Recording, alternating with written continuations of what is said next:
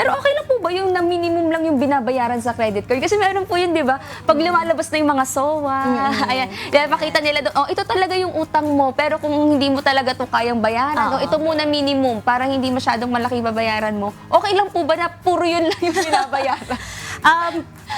A minimum amount due, hindi naman siya masama. It's just that, if it's, yun nga, pag kinapos ka talaga, hindi mo siya nabayaran, ito lang yung kailangan mong bayaran in a month. But let's be clear na yung minimum amount due, most of it or a big chunk of it, it's being paid towards your interest.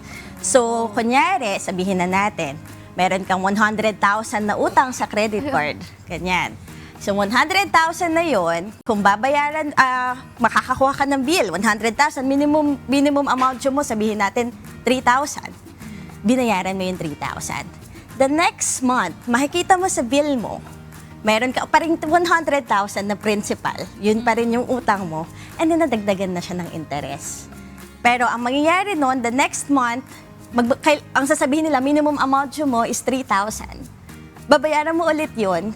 By the third month, may 100,000 ka pa rin utang. At nakapagbayad ka na ng 6,000. So, ganun siya. Mas malaki yung portion na napupunta sa interest kesa mapupunta doon sa principal or doon sa inutang.